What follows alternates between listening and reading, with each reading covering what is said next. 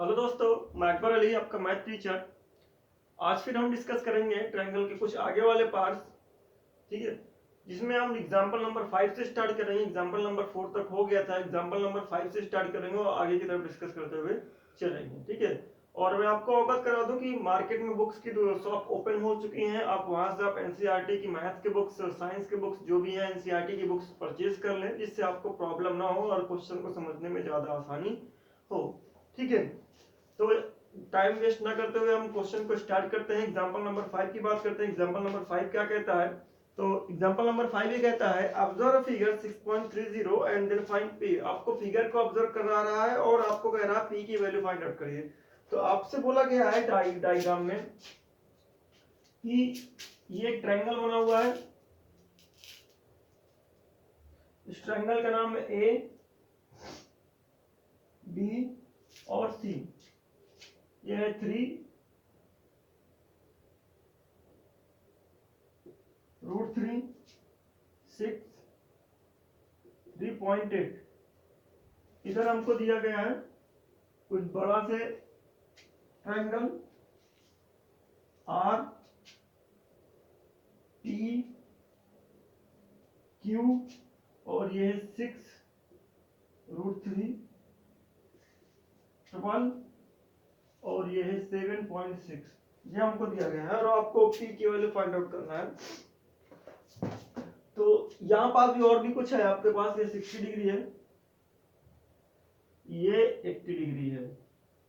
तो अगर आप P की वैल्यू फाइंड आउट करना चाहते हैं तो सबसे पहले आप ये देखिए कि दो ट्रायंगल दिए गए हैं, दोनों ट्रायंगल को आपको कंपेयर करना पड़ेगा, तब जाकर के बात बनेगी। ठीक है, तो हमने कॉन्वेंशन में पढ़ा था, कॉन्वेंशन में ये पढ़ा था कि दो ट्रायंगल अगर कॉन्वेंट होते हैं उसके करस्पॉन्डिंग एंगल इक्वल होते हैं उसके सामने वाली साइड के अकॉर्डिंग। ठीक है, तो यहाँ पास भी हमने सिमिलर में भी दो प्रॉपर्टीज पढ़ी थी। प्रॉपर्टीज का मतलब जो पॉलीगन्स वाली प्रॉपर्टी, प्रॉपर्टी नंबर सेकंड जो है, उसमें ये बोला गया था अगर दो ट्रायंगल सिमिलर हैं तो वो कब सिमिलर है? जब उनके करस्पॉन्डिंग एंगल इक्वल होंगे और करस्पॉन्डिंग साइड का जो रेशियो है वो कैसा होगा? आपका सेम रेशियो में होगा, तब जाकर के वो सिमिलर होते हैं। तो जाहिर सी बात है अगर आप इसके एंगल इक्वल होंगे, इनकी साइड का रेशियो इक्वल होगा, कोई में से कोई आपका दिख जाए तो वो सिमिलर हो जाते हैं। तो सबसे पहले आप इसको सिमिलर प्रूफ करिए, उसके बाद देखते हैं क्या चीज है, तब जाकर के एंगल पी की वैल्यू आपको पता चलेगा। तो सबसे पहले आप उसके बाद आप पहले ये फाइंड आउट कर लें कि ये 80 है, ये 60 है, तो ये कितना बनेगा। आपको एंगल सम प्रॉपर्टी आपको 9th क्लास में पढ़ाया गया था थ्योरम के बेसिस पे। ठीक है, तो वहां पास आपको बोला गया है कि सभी ट्रायंगल यानी एक ट्रायंगल के तीनों एंगल का सम कितना होता है? 180 डिग्री होता है। और आपको दो एंगल पता है तो तीसरा एंगल आप फाइंड आउट कर सकते हैं। तीसरा एंगल कैसे फाइंड आउट करेंगे? तो आपको पता है 60 plus 80 plus angle C equal to 180। तो एंगल सी की वैल्यू क्या निकल के आएगी? 180 माइनस 140। तो एंगल सी की वैल्यू क्या निकल के आएगी? 40 डिग्री। इसमें ये कौन सा एंगल मिला आपको? 40 डिग्री मिला। लेकिन हमें P फाइंड आउट करना है, C से हमसे कोई मतलब नहीं है, C से मतलब नहीं था, लेकिन P फाइंड आउट करना था। तो P तभी फाइंड आउट कर पाएंगे जब आप सारे एंगल्स की बात करेंगे, इसमें सारे एंगल्स सब मालूम होंगे, तब जाकर के मिलेगा। तो सबसे पहले आप इसको देखिए, ये क्या करते हैं, इसको पहले सिमिलर दिखाते हैं, उसके बाद देखते हैं। तो हम देखते हैं कि इसमें सारी साइड आपको गिवे हैं, तो साइड का रेशियो ले लेते हैं। और साइड, सभी साइड का रेशियो क्या अगर इक्वल आता है, सेम आता है, तो दोनों ट्रायंगल क्या हो जाएंगे? सिमिलर हो जाएंगे। आपको तीन सिमिलरिटी का थ्योरम पढ़ा है, 6.3, 6.4 and 6.5। Double A, triple S और साइड एंगल साइड, ये तीन आप पढ़े हुए हैं थ्योरम्स। तो इसमें हम बात करते हैं। तो डेसिमल के साथ रेशियो ले लेते हैं, नॉन डेसिमल वाले के साथ रेशियो ले लेते हैं, और रूट वाले के साथ रेशियो ले लेते हैं। तो हमें क्या मिला? चलिए, ए बी ओवर डेसिमल है,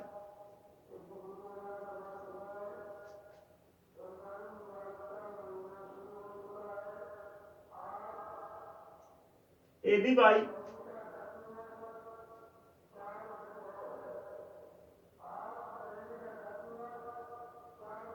आर क्यू। ए बी की वैल्यू कितनी है और आर क्यू की वैल्यू कितनी है? तो ये मिला क्या आपको? A B by R Q means देखा जाए तो ये कैंसिल आउट होगा, क्या मिलेगा? 1/2 मिलेगा। ठीक है, यहां पास 1/2 मिल रहा है। आगे की बात करें, ये फर्स्ट हो गया, फिर आगे की बात करें BC और PQ की बात कर लेते हैं। तो BC हमको क्या मिला, BC बाई PQ। BC की वैल्यू 6 है और PQ की वैल्यू 12 है, तो BC बाई PQ 1/2, ये दूसरी इक्वेशन हो गई। इसी तरीके से आप सेकंड साइड यानी थर्ड साइड की बात कर सकते हैं। AC बाई RQ, AC की वैल्यू है 3√3 और उसके बाद में RQ की वैल्यू है RP, RP की वैल्यू है 6√3। यहां से ये खत्म हो जाएगा। AC बाई RP, इसकी वैल्यू क्या हो जाएगी 1/2। Equation third from first second and third equation. ठीक है, इससे अगर हम देखें, देखने के बाद इसको इरेज कर देते हैं, इसको पता ही चल गया होगा आपको। सारे तीनों इक्वेशन से देखें, तीनों की वैल्यू क्या है, रेशियो क्या है तीनों का सेम है। तो ये मिला हमको AB OR RQ BC OR PQ और उसके बाद में AC OR RP, ये मिला इक्वेशन 4। तो आप अगर देखें इन दोनों ट्रायंगल के रेशियो क्या है, सेम है। दोनों ट्रायंगल के रेशियो क्या है, सेम है। तो दोनों ट्रायंगल का रेशियो सेम होने की वजह से क्या है, ये दोनों सिमिलर हैं। बट आप सिमिलर कैसे हैं ये ध्यान लीजिए, आपको सीक्वेंस बनाना पड़ेगा कौन सा कैसे है। तो आप देखिए, जो साइड का रेशियो इक्वल में है, दो साइड के रेशियो जिसमें रेशियो में है, उन्हीं के सामने वाले एंगल भी इक्वल होंगे। AB और RQ रेशियो में है तो उनके सामने वाले एंगल इक्वल होंगे। तो AB का आपका ये है और RQ कहां पास है, हमारे पास ये है। AB ये है और RQ ये है। तो AB के सामने वाला एंगल 40 डिग्री है, तो RQ के सामने वाला एंगल P है। तो क्या हुआ, angle C equal to P हो जाएगा। इसका मतलब एंगल C P के इक्वल है, ये वाला। उसके बाद BC और PQ, BC की कहां पास है हमारे पास, BC ये है और उसके बाद PQ ये है। तो BC के सामने वाला A है, तो A हो गया, ये हो गया। और उसके PQ के सामने वाला आपके पास जो भी था आपने रख लिया, ये आप उसको डबल मार लीजिए, ये हो गया आपके पास डबल। AC के सामने वाला कौन था, B था, ये हो गया सिमिलर। ठीक है, और AC के सामने वाला आपका D है, तो वहां पास आपके पास RP के सामने वाला कौन है, Q है। तो यहाँ पास आपको मिला, इसको ट्रिपल मान लीजिए, इसको भी ट्रिपल मान लीजिए। ठीक है, तो ये मिला C P है, उसके बाद में आपका A कितना है, R है और ये Q है। तो ये सिमिलर हो गया कौन सी प्रॉपर्टी से, साइड साइड साइड। तीनों रेशियो क्या है, तीनों का सिमिलर है, सिमिलरिटी, साइड साइड सिमिलरिटी, ये हो गया। और हमको पता है जो सिमिलर हो जाते हैं ट्रायंगल के सामने वो एंगल वो क्या होते हैं, करस्पॉन्डिंग एंगल इक्वल हो जाते हैं। तो एंगल C P के इक्वल है, तो एंगल C की वैल्यू क्या है, एंगल C P के इक्वल है। तो C आपके पास 40 डिग्री आ गया, तो एंगल P भी कितना आया, 40 डिग्री आया। तो एंगल P की वैल्यू क्या निकल गई, 40 डिग्री बाय CPST आप कह सकते हैं इसको, CPST। CPST का मतलब क्या है, करस्पॉन्डिंग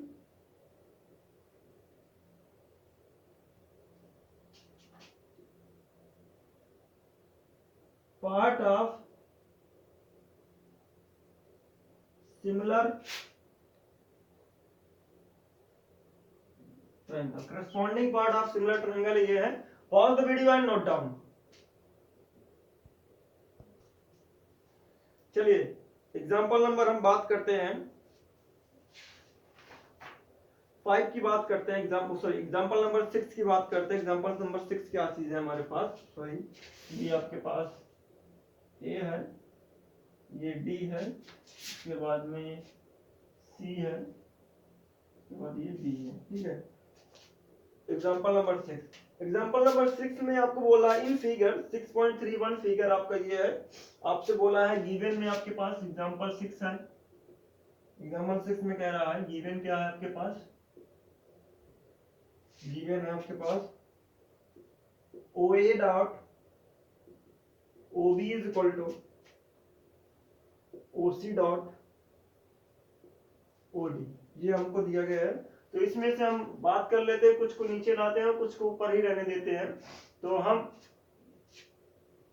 लेकर के आते हैं, इसको बना सकते हैं, चाहे ओसी को नीचे लेकर के आओ, चाहे आप ओडी को लेकर के आएंगे, तो बट ओसी को आप लेकर के आएंगे तो बेटर रहेगा, ओडी लेकर के आएंगे तो आपको नहीं बेटर रहेगा। तो ओ ए बाई ओ सी, इस ट्रायंगल का ओ ए हो जाएगा, उस ट्रायंगल का ओ सी हो जाएगा। अब ओडी की बात करेंगे, ओ ए के नीचे ओडी लाने की कोशिश करेंगे तो प्रॉब्लम हो जाएगी आपको। तो ये मिलेगा ओबी बाई सॉरी ओडी बाई ओबी, ये इक्वेशन फर्स्ट हो गई। इसी में से हमने निकाला इसको, ओ ए को रोक दिया, क्रॉस मल्टीप्लाई, मतलब ये नीचे आ गया और ये नीचे आ गया, ऐसे कुछ करके, ठीक है ऐसे। तो ये मिलेगा क्या, ये ओसी मिलेगा और ओबी ऐसे चला जाएगा आपका। फिर आपको और भी क्या है, टू शो दैट कह ले या टू प्रूव दैट कर ले, बात वही चीज है आपके पास। To show that angle A is equal to angle C, angle B is equal to angle D, angle A is equal to angle C, angle B is equal to angle D, आपको proof करना है। और ये चीज proof करने से आपको आगे की तरफ प्रोसीड करना पड़ेगा। कैसे प्रोसीड करना पड़ेगा, दोनों, क्योंकि हमको पता है कि दो ट्रायंगल्स हैं, दोनों के एंगल्स ही प्रूफ करना है आपको, एंगल ए और एंगल सी, ये वाला इसके बराबर प्रूफ करना है, और बी जो है यानी बी डी के बराबर प्रूफ करना है। तो ये एंगल इसके तभी इक्वल होगा, ये वाला इसके तभी इक्वल होगा जब दोनों ट्रायंगल सिमिलर होंगे, तभी इक्वल हो सकते हैं, नहीं तो नहीं हो सकता है। तो अगर दोनों ट्रायंगल सिमिलर होंगे तो दोनों ट्रायंगल को सिमिलर दिखाना पड़ेगा, तब जाकर के हम इक्वल बोल सकते हैं।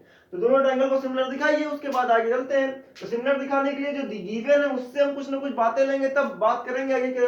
तो चलिए, कौन कौन से ट्रायंगल हमारे पास, दो ट्रायंगल है, in triangle A O D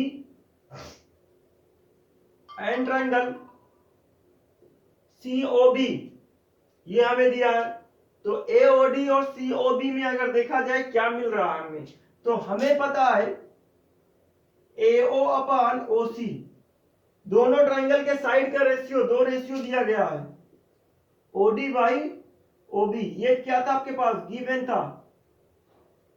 उसके बाद ओए और ओसी, ओए ओसी ओडी और ओबीए, इन दोनों के बीच में ये एंगल ट्रैप्ड है, इसका इससे रेशियो और इसका इसके रेशियो, और दोनों के बीच में एंगल ट्रैप्ड है। वो एंगल आपस में कैसा है, वर्टिकली अपोजिट है, ए ओ डी इक्वल है एंगल सी ओ बी के, ये इक्वल है, ये हमें मिला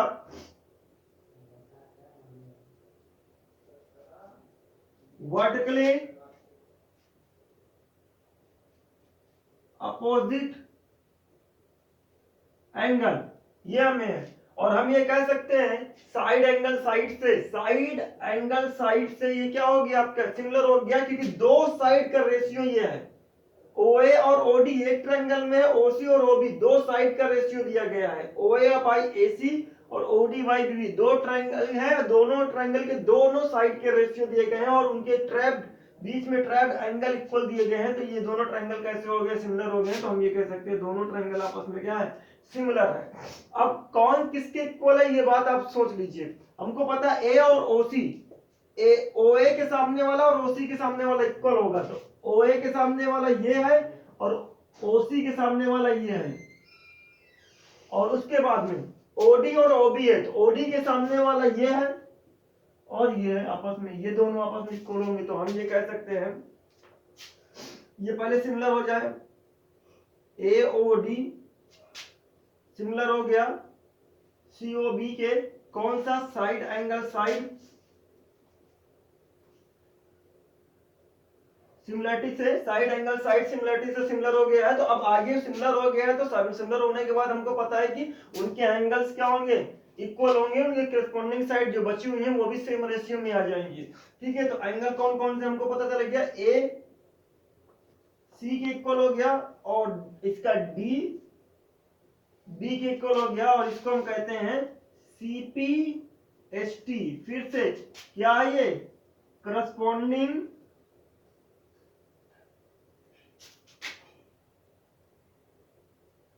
part of A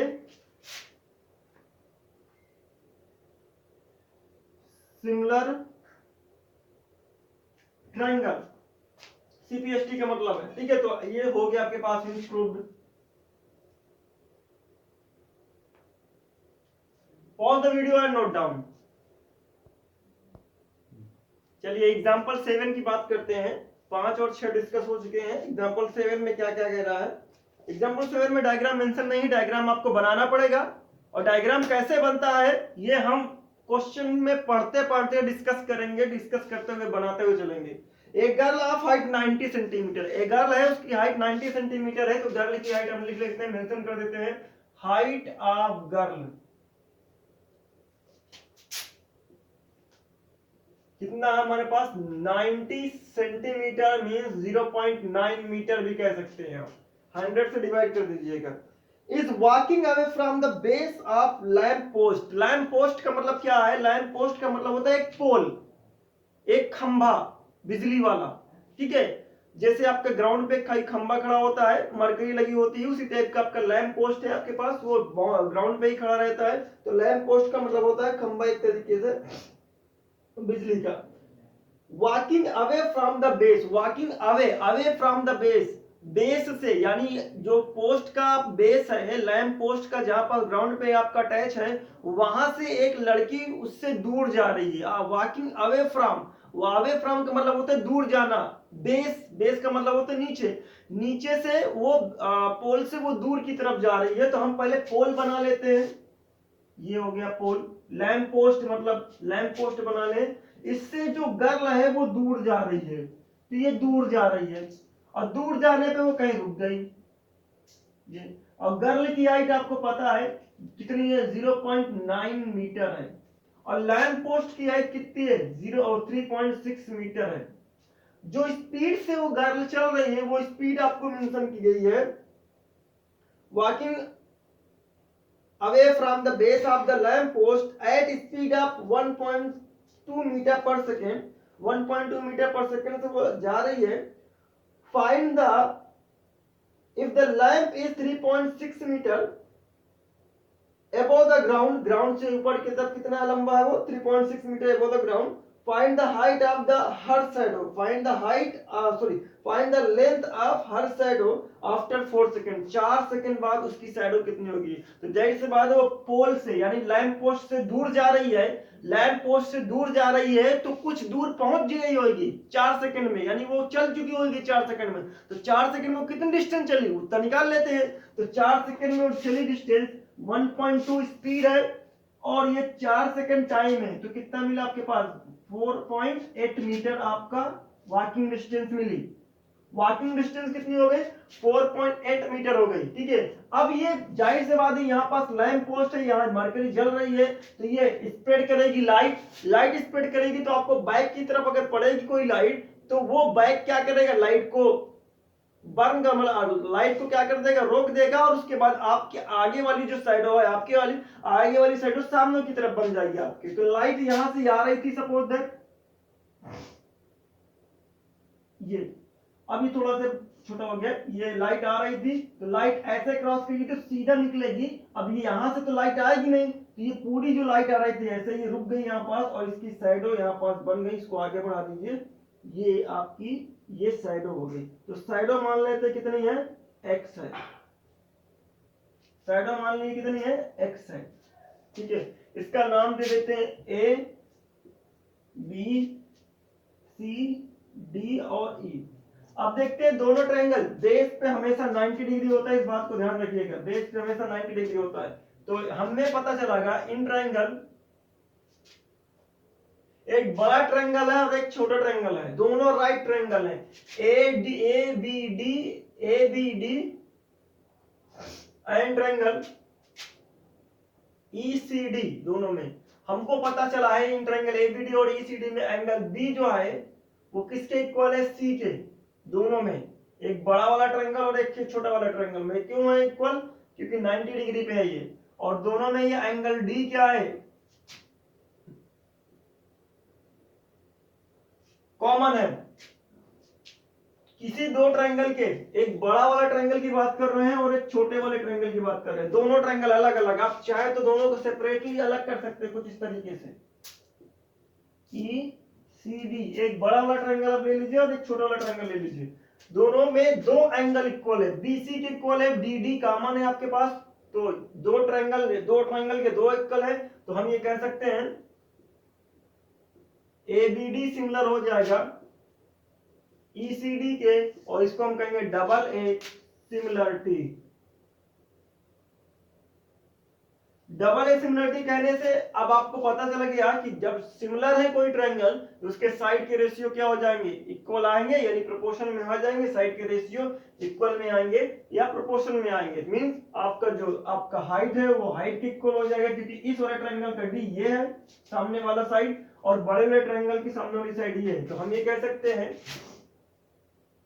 AB by EC हो जाएगा, AB बाई EC हो जाएगा, AB और EC DD और CD, क्योंकि आपको सीक्वेंस में ये लगा हुआ है, E की इक्वल है D, C की इक्वल है D, D के है, उसके बाद DD बाई CD और AD बाई ED, इसको हम कहेंगे बाई CPST। अब इसको लिखने की जरूरत नहीं, आप समझ गए होंगे। तो जो वैल्यू आपको पता है उसको रख लीजिए। AB की वैल्यू पता है आपको 3.6, EC की वैल्यू कितनी पता है आपको 0.9, BD की वैल्यू कितनी पता है, BD की वैल्यू पता है आपको 4.8 प्लस x, और CD की वैल्यू कितनी पता है x, और AD नहीं पता आपको और ED भी नहीं पता आपको। तो हमने आपको 9th में बताया था जब 3 का रेशियो दिया जाए तो आप उस 3 के रेशियो में से किन्हीं दो रेशियो को आप अलग कर सकते हैं, तो हमें यहाँ पास इन दोनों को अलग कर लीजिए आप।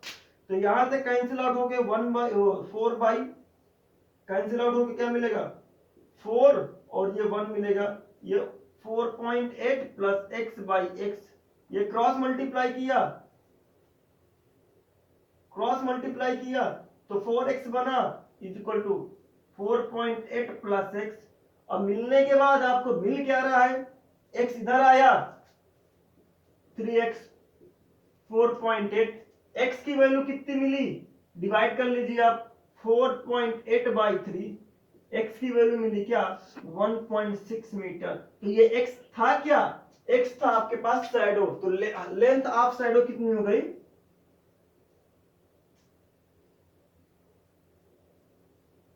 लेंथ ऑफ शैडो कितनी है 1.6 metre. Pause the video and note down. अगर आपको वीडियो अच्छी लगी हो तो लाइक करें, सब्सक्राइब करें, वीडियो को शेयर करें और अपने दोस्तों के साथ शेयर करें। हाँ, सब्सक्राइब करने के बाद उसके बगल वाले बेल आइकन को दबाएं जरूर, जिससे आपको नई वीडियो की नोटिफिकेशन जल्दी मिल सके और आप अपनी स्टडी को आगे बढ़ा सकें। Thank you, have a nice day.